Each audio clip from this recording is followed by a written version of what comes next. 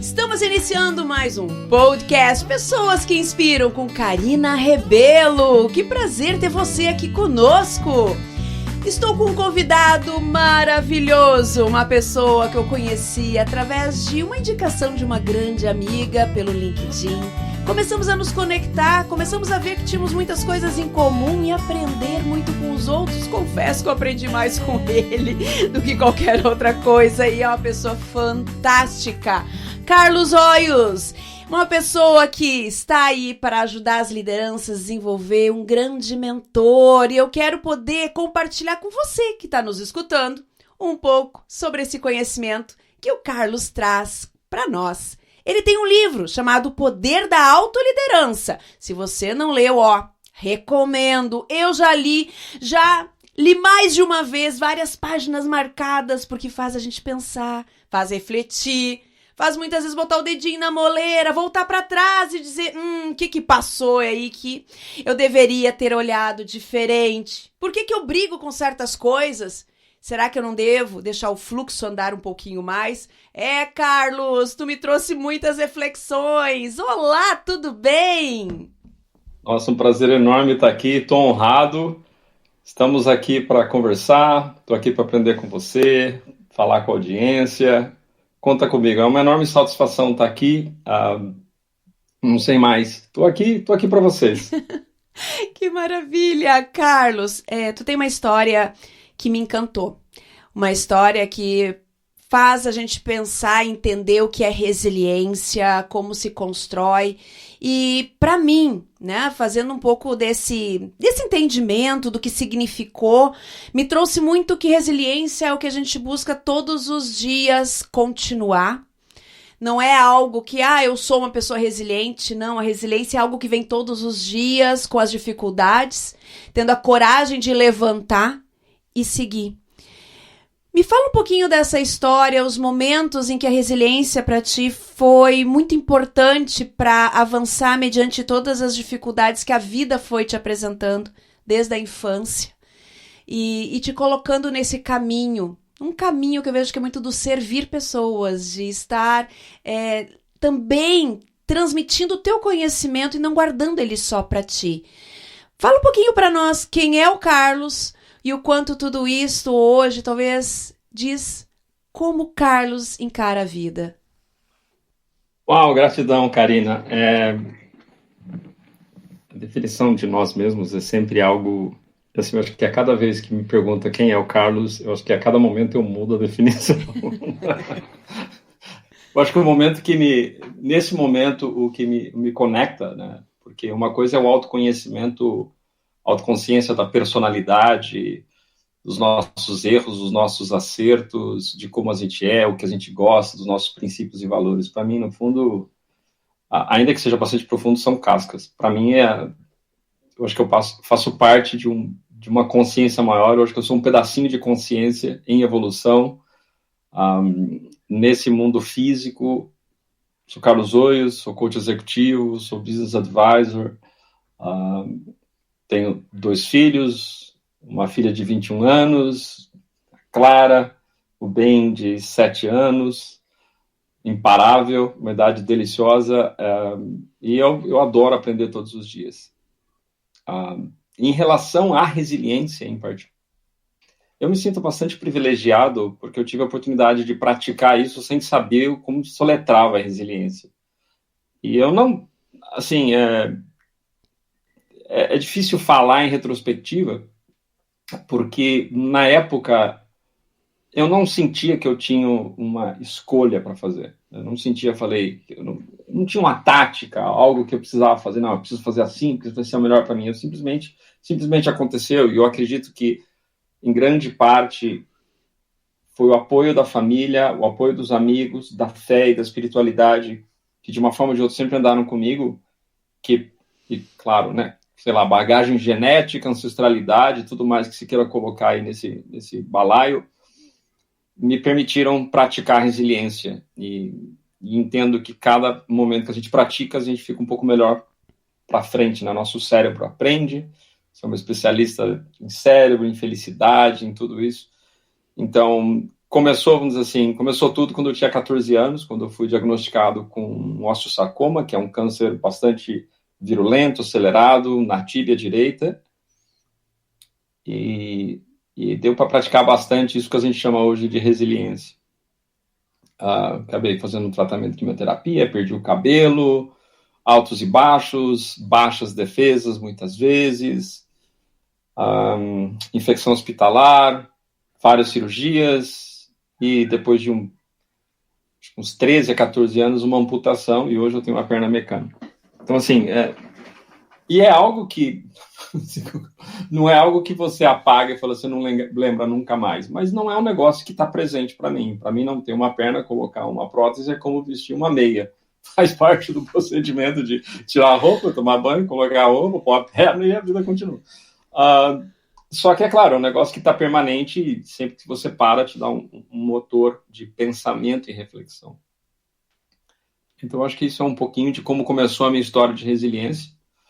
E eu posso dizer para você que, na minha experiência pessoal de vida, o câncer, essa amputação, ainda que tenham sido muito desafiadores do ponto de vista fisiológico, de ambulação, movimento, e dor, e sequelas, o meu grande desafio foi na minha primeira separação. Aí que eu posso dizer para você que foi que eu cresci, porque eu nunca me senti tão rompido, tão quebrado, quanto durante o processo do meu primeiro divórcio. E claro, essa aí realmente foi uma boa prática de resiliência.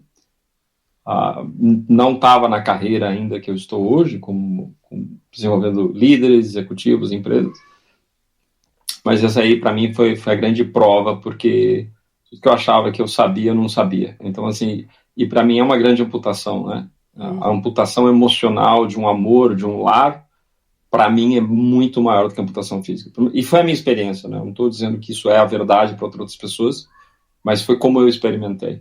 Deixa eu aproveitar. Claro, sempre tem outras coisinhas, mas esses vão dizer os top 2. Top 2.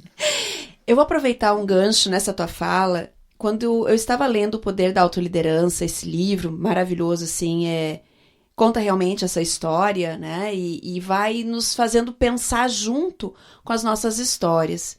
E aí você trouxe aqui, nesse momento, o quanto se deu conta, a forma que nós nos tornamos tão mecânicos, o quanto a gente deixa muitas vezes o trabalho e a vida pessoal se tornar um só. E isso acabou, de certa forma, sendo também um dos fatores em que você misturou todas as áreas da vida como sendo um único objetivo, uma única intenção, um propósito crescer, de ir para fora do país, de buscar ascensão. Eu me identifiquei muito nesses momentos, em momentos em que, como eu vim, né, eu sou neta de pescador, vim de TAPS, aquela história toda de... eu me senti muito junto contigo ali no sentido, eu tenho que buscar, eu tenho que conquistar, eu tenho que provar algo pra alguém, eu preciso, né, mostrar que eu sou capaz, e eu acho que é uma luta, uma competição com a gente mesmo, né, uma comparação muito forte com a gente mesmo, apesar de a gente não admitir isto, né, a gente não admite, mas é uma luta constante com o nosso achar que eu posso ser melhor, e o que o outro vai pensar, e eu tenho que provar algo pra alguém, e ao mesmo tempo a gente tem uma vida correndo junto, e não se dá tanto esse devido valor, porque ela tá ali do lado, teoricamente ela me entende. É essa ingenuidade que a gente entra num certo momento. E quando vem a vida dando rasteiras, ela vem fazendo a gente acordar. Vem fazendo a gente acordar e dizer, opa, não é só isto. Tem mais ao teu redor do que você está enxergando ou está almejando. Né? Muitas vezes, será que é isto realmente que você quer pagar com esse preço? E eu vejo isso muito hoje dentro dos coachings, das mentorias, das assessorias que eu tenho feito. Muita gente se perdendo exatamente nesse momento. Se perdendo nesse momento em que entra numa ansiedade tão grande da busca, do não se encontrar e colocar muito mais no ter do que no ser. Você trouxe uma coisa no início, que eu vi pelo livro também, que você foi resgatando durante toda a sua jornada, foi a própria espiritualidade. E o quanto a gente precisa se reconectar com a nossa essência. Um primeiro passo, olhar para trás e quem você é. né? E no início eu trouxe, falar da gente não é algo tão simples, é muito profundo. E realmente eu concordo plenamente contigo e sou partidária disso. É o desafio constante. Quando a gente fala disso, Carlos, eu queria hoje também entender como que tu vem trazendo esse aprendizado, porque ali foi um grande baque, né? Eu até digo aqui, ó, quem ficou curioso, quer aprofundar um pouquinho mais a história, compra o livro, leia esse livro que é fantástico. E tem essa história em detalhes. E essa história, o que ela fez tu parar para pensar, te dar conta, para dar o próximo passo? A reflexão que eu tenho, assim, o primeiro insight que eu tenho dentro desse processo de visitar a história é que eu digo, se você tem, acho que mais de 15 anos, você já poderia começar a escrever o seu livro. Porque quando você volta para refletir, você tem muitas sacadas, muitos insights. Uma das coisas que eu menciono no livro, eu sou o quarto filho, né? Tem uma escadinha, irmã, irmão, irmã e eu sou o caçula. E você pode imaginar, pais professores, ainda que fossem universitários, eles trabalhavam bastante, cuidavam de uma casa, e eu percebi que eu estava muito bem nesse processo, porque eu tinha minha mãe só para mim, porque ela ficava comigo, quem mais ficava comigo no hospital. Meus irmãos me apoiaram, meu pai também ficou um bom tempo, mas a minha mãe era assim, a maior companheira desse processo, 1 ano e pouco, 1 ano e meio, indo e vindo de hospitais e ficando internado. Por conta de escrever esse livro, a primeira grande reflexão que eu tenho é, uau, me levou, acho que mais de 30 anos, foi isso? Se eu estou fazendo a conta certa, mais de 30 anos para tomar consciência de algo, porque eu parei para escrever a respeito. E a gente tem a tendência de simplesmente tocar em frente. Então, quando você diz a preparação para o próximo passo, sabe aquela história, dar um passo para trás e 2 para frente? Nesse momento foi uma pausa e vários passos para trás. E cada capítulo que desenrolava, o que você deixa na história, o que não deixa na história, e alguns feedbacks de algumas pessoas próximas falam, cara, estava tão boa a história, e você pula e você não conta o que aconteceu aqui. Eu falei, porque eu não queria falar realmente o que aconteceu entre um passo e o outro. Era mais passos, pontos principais, e aqui em vulnerabilidade, eu até digo por que eu escrevi do livro, do jeito que saiu o livro, porque a minha intenção é escrever um livro de uma parte só, que tivesse os aprendizados que eu tive juntos da minha história. Mas eu percebi que, além de ser muito difícil escrever esse tipo de livro, não ia servir ao propósito que hoje o livro é como se fossem 2 livros, né? Porque a primeira parte é uma história, a segunda parte é, vamos dizer assim, a minha metodologia, mais um monte de coisa que eu bebi de muitas fontes. E você traz várias sacadas fantásticas. Você fala da sua história e aí você faz uma citação. E isto vai mostrando, né, uma expansão de consciência, vai demonstrando vários olhares diferentes que faz a gente parar para pensar em várias verdades, em vários pontos de vista. E o quanto às vezes a gente fica preso achando que é uma única verdade, é uma única situação, e aquela minha verdade, ela é unilateral e na verdade não, né? Concordo 100%. O que me vem é a memória, outra frase, né? Outro ditado filosófico, e quanto mais sei que nada sei. E não é porque falta conhecimento. Eu acredito que o que acontece é, quanto mais a gente estuda e mais a gente aprende, as verdades, elas deixam de ser absolutas. Elas ficam mais frágeis. As verdades, elas são, por assim dizer, elas são verdadeiras num contexto durante um período. Me lembra também de Ralph Waldo Emerson, que é um filósofo transcendentalista que eu gosto bastante. E ele diz assim, hoje você acredita numa coisa, eu não lembro exatamente, eu não tenho essa memória, mas assim, defenda algo com unhas e dentes hoje e grite aos 4 cantos sobre isso, mesmo que amanhã você fale tudo ao contrário, mas a questão é, traga convicção do que você tem nesse momento. E ainda assim, a sensação que eu tenho é, eu posso falar da minha experiência, do que eu vi funcionar, mas dizer é assim e pronto e vai funcionar para você, que é o que se espera hoje nas redes sociais, de influenciadores, de especialistas. Não, você tem que trazer por quê? Porque isso faz um posicionamento forte. Eu já não consigo fazer mais isso. Porque eu tinha certeza, entre aspas, absoluta que era uma coisa, hoje eu sei que não é. E eu estou dizendo que é algo que é tão presente e visceral para mim.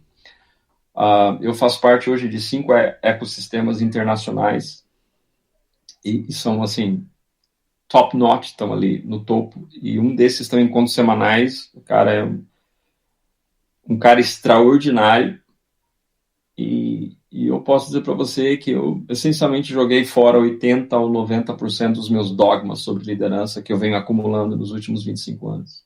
Eu falo, peraí, para tudo. E essa foi uma das razões pelas quais eu também parei isso. Eu falei, quem você vou ser falando de alguma coisa que eu já não tenho mais certeza ou não acredito?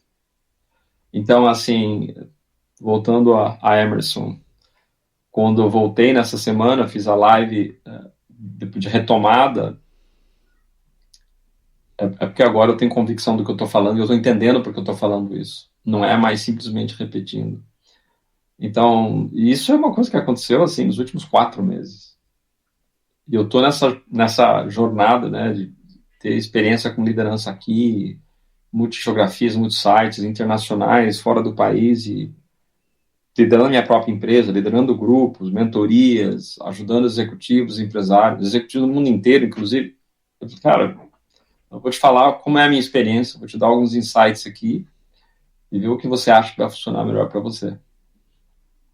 E a minha experiência pessoal, posso estar redondamente enganado nesse processo, mas quanto mais eu falo de coração, da minha experiência, do que tem a fundamentação de ciência, porque a gente não sai inventando coisa, a gente pratica, valida, e mesmo que eu leia que fala, nossa, se você fizer isso de acordo com a pesquisa da Harvard, tá bom, vou experimentar, funciona? Eu falei, olha, Harvard falou isso, eu estou praticando isso de fato, para mim funciona, que tal se experimentar?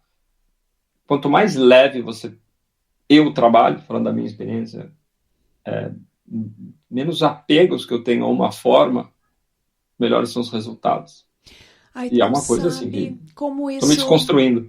Como isso me deixa leve. Eu acho que muito do que a gente conversou, né, e o pouco que a gente já se conhece, acho que muito das minhas travas, e agora eu vou estar falando das minhas vulnerabilidades também, muito das minhas travas estão exatamente aí.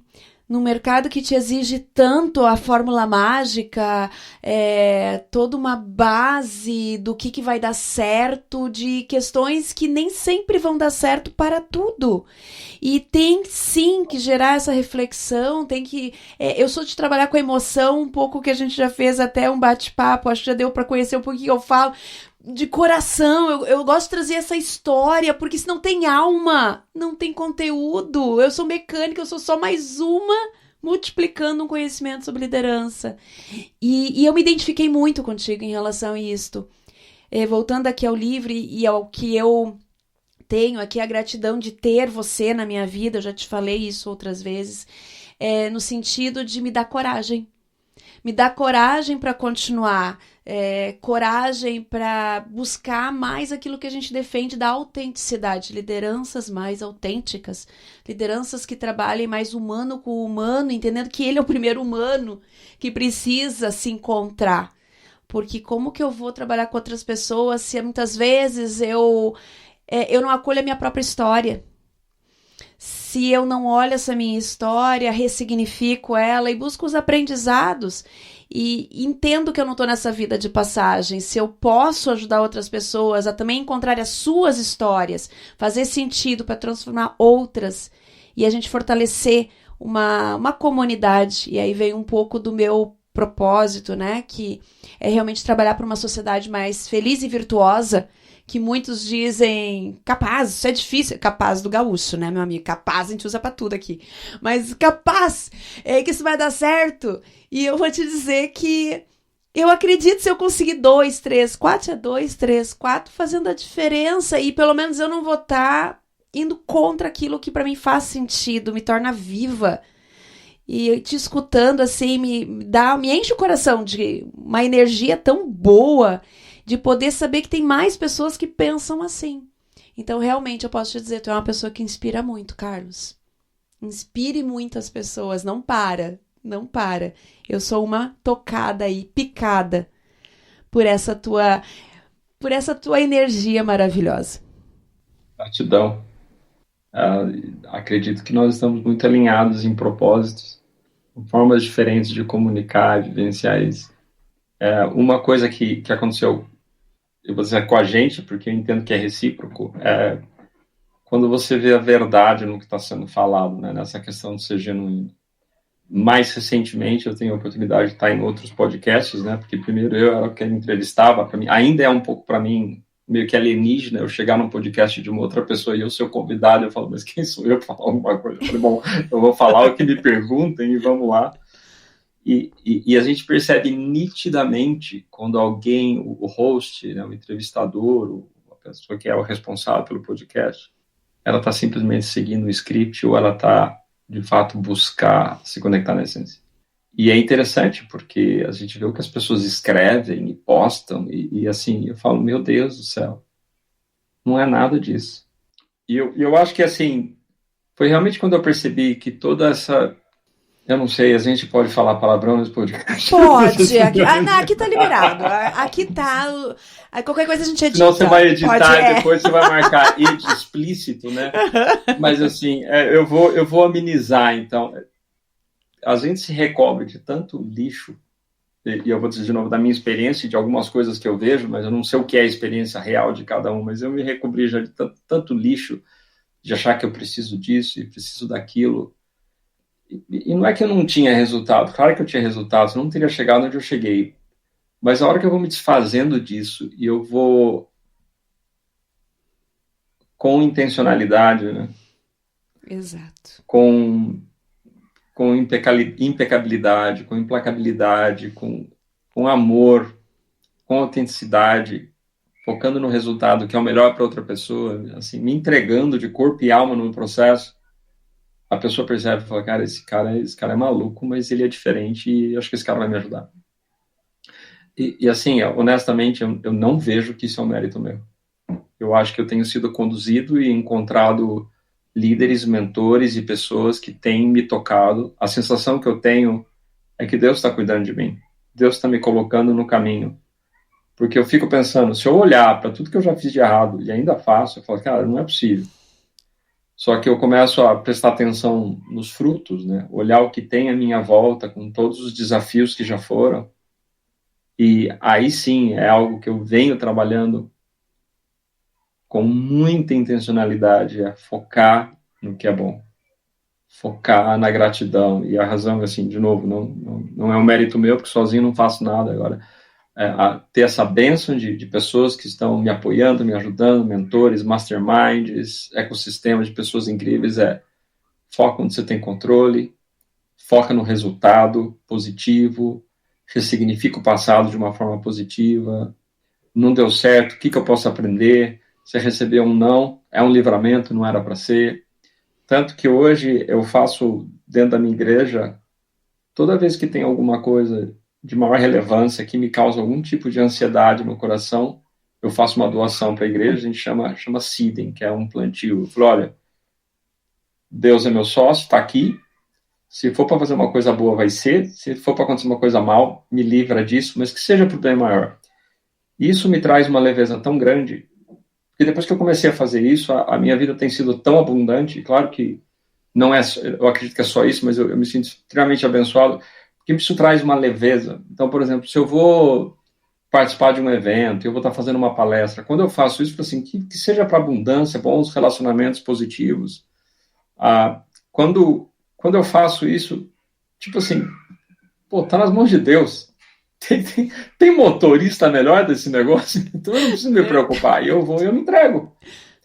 E aí a consequência disso que eu sinto é que as pessoas veem, não vou dizer o que é a verdade, mas a minha verdade. Mesmo que não seja a verdade delas, mas elas percebem que eu não estou fazendo algo para agradar, para fazer. E isso para mim foi um movimento natural.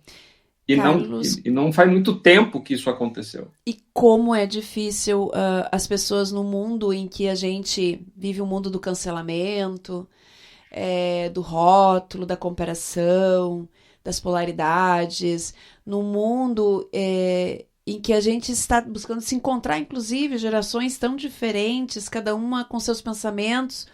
A gente percebe empresas, instituições, associações, a dificuldade com a comunicação. e as pessoas não achando tempo para fazer exatamente esse olhar para dentro de si. Muitas vezes a gente encontra lideranças precisando que nós possamos ensiná-los a lidar com os outros. Mas a questão, acho que tudo isso que tu traz faz refletir que não é tratar com os outros. Como que eu vou tratar com os outros se eu ainda não me curei ou eu não me compreendi para poder realmente ser uma verdade para os outros quererem seguir e não achar que eu sou uma fraude de mim mesmo? Acho que esse é o grande dilema que a gente acaba encarando no nosso dia a dia, e cada vez a vida nos coloca mais na frente, acho que até para nos testar. E a tua história vem mostrando isto, né? E Deus, isso eu falo muito também nas minhas palestras, muitas vezes eu briguei com Deus, muitas vezes eu virei as costas, muitas vezes achei que ele tinha me abandonado, e veio aí uma série de sinais para mostrar que não, que tudo era necessário, talvez até para encontrar essas verdades, ou até mesmo pessoas como você, assim, que vão aparecendo no caminho e vão mostrando, não, tá tudo bem, não tá sozinha, vem cá. E quando tu fala das outras pessoas, como que elas te escutam porque tu trabalha com um universo gigante de culturas, de países, etnias.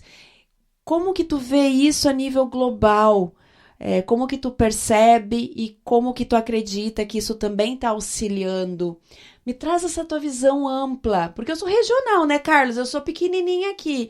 Eu quero poder também te ouvir nesse sentido. Como que tu vê a nível global esse movimento todo? Eu agradeço a pergunta, mas eu não tenho essa pretensão. O que eu vejo, assim... É na tua percepção do teu dia a dia, do que as pessoas mais buscam. Eu entendi, que assim... eu atuo globalmente, mas são gotas espalhadas aí. Eu acho assim, a sensação que eu tenho é que o impacto é muito menor do que parece, assim, falando em humildade, assim. E eu vou te falar como foi parte desse processo, inclusive, porque alguns anos atrás, quando eu estava definindo o código de cultura, visão de futuro e impacto que eu queria que a minha empresa tivesse, eu falava um negócio de números absurdos, de transformação. Eu falei, não, precisa ter metas grandes, desafiadoras. E aí eu entendi que o meu trabalho não era trabalhar em larga escala, porque por alguma razão eu não tinha aderência em larga escala. E aí onde eu acredito que é o impacto? Da mesma forma que é o seu impacto. Às vezes você fala, eu acho que meu trabalho é regional. Não sei, uma bolinha que bate na outra bolinha, que bate na outra bolinha, que explode para uma pessoa que está na ONU e muda a direção do planeta. Ou alguém que está lá na frente, que falou alguma coisa, que teve um post, que não sei o que chegou, e a pessoa vai mudar a direção da inteligência artificial. A gente não sabe o que vai acontecer. Então, quando eu tomei consciência disso, e eu saí do falso pedestal que eu criei, e eu caí lá do alto, daquela coisa ridícula do ego, e falei, bom, o que faz sentido para mim? E eu fiz muitos experimentos.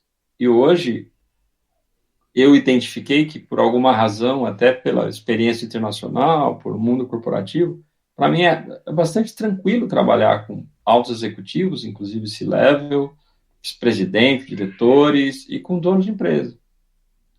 E parte dessa, entre aspas, facilidade, porque é muito mais de tirar o que se tem do que você adquirir coisas novas. Claro que você precisa ter linguagem estratégica, mas o que eu quero dizer é, quando você percebe que daqui a, 100 anos, com garantia, menos que se mude radicalmente a qualidade da medicina, e é possível que a gente veja algo isso, mas considerando hoje, daqui a 100 anos todo mundo vai ser adubo para a flor.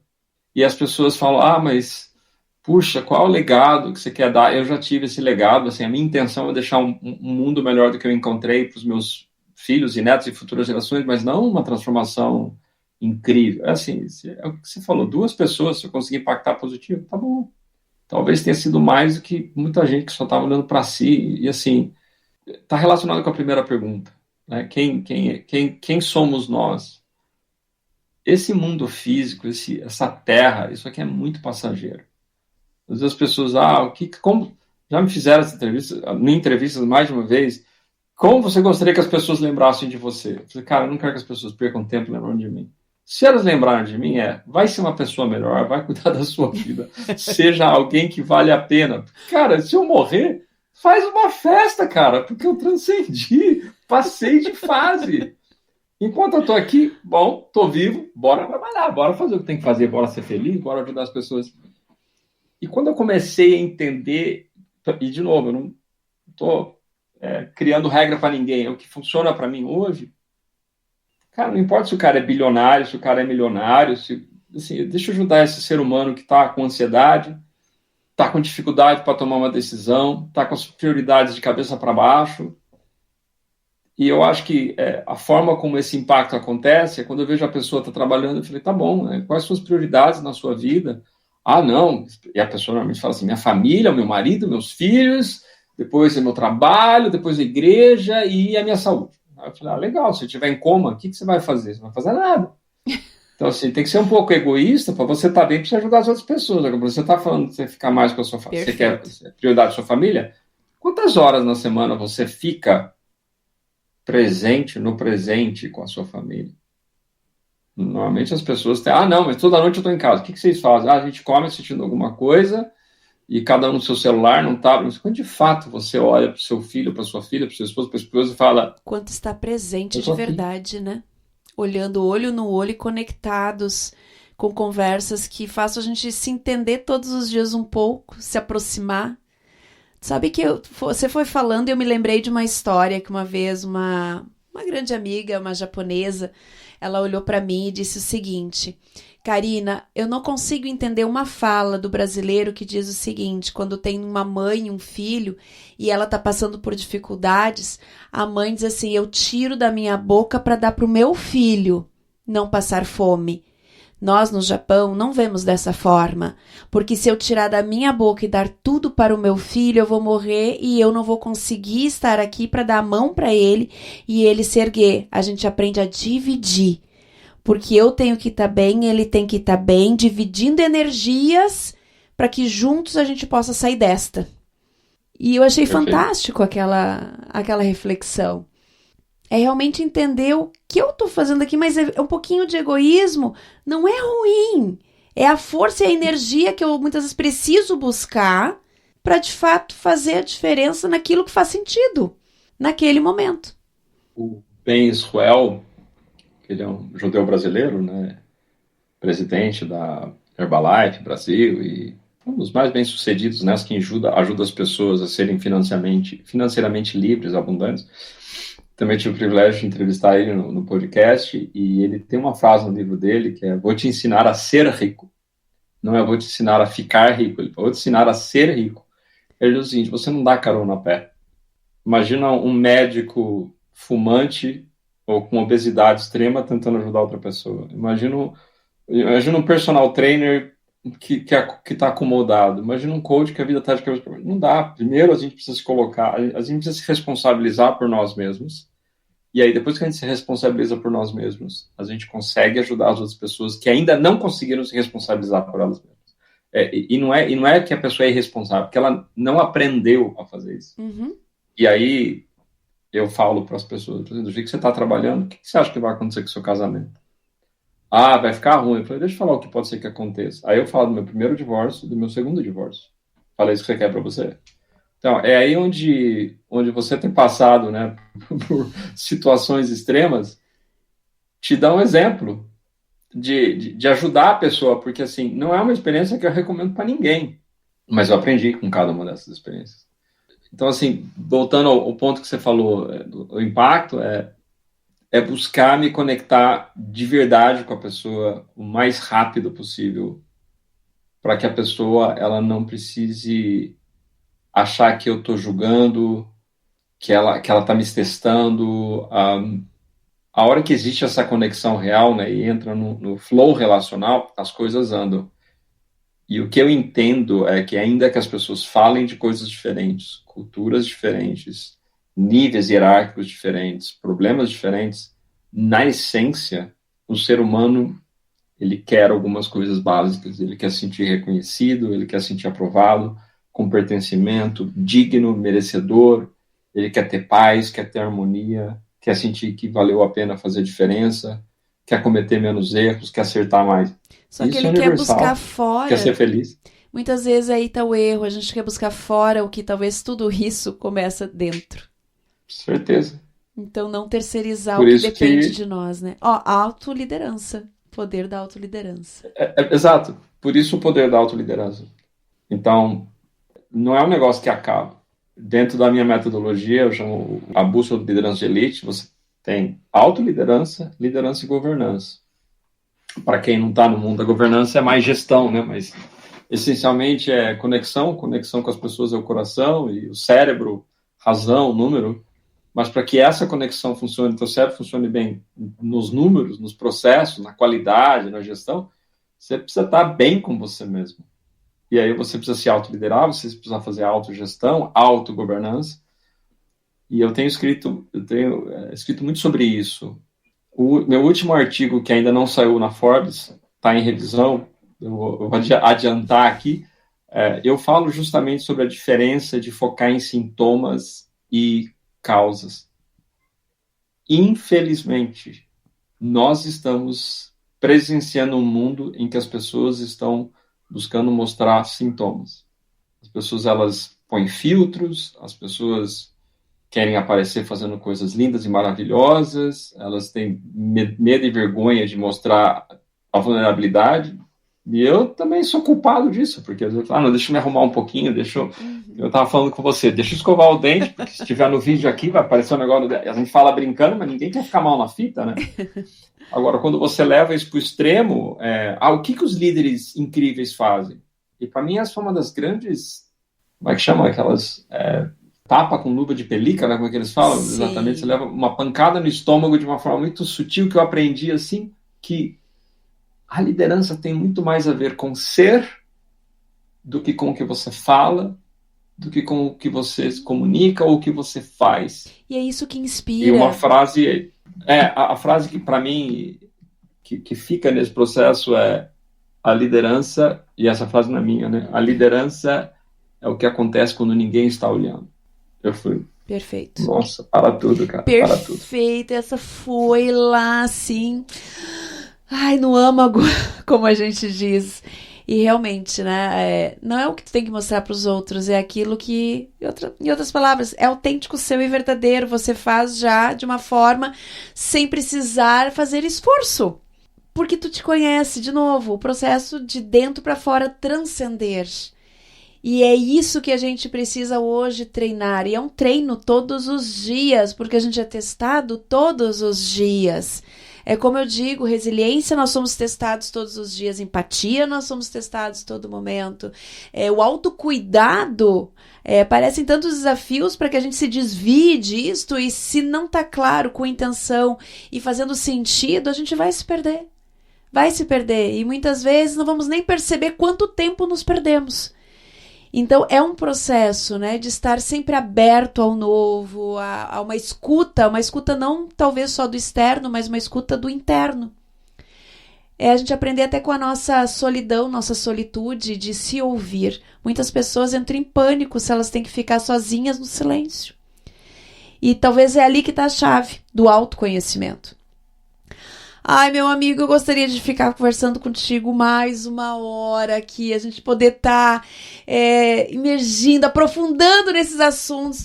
Tu é uma pessoa tão amada, tão querida assim, que queria estar presencial para te dar um abraço e dizer que bom te ter no mundo, que bom te ter pertinho, né? O bom das redes sociais, o bom desses canais que nos conectam. Então, estamos logo ali pertinhos.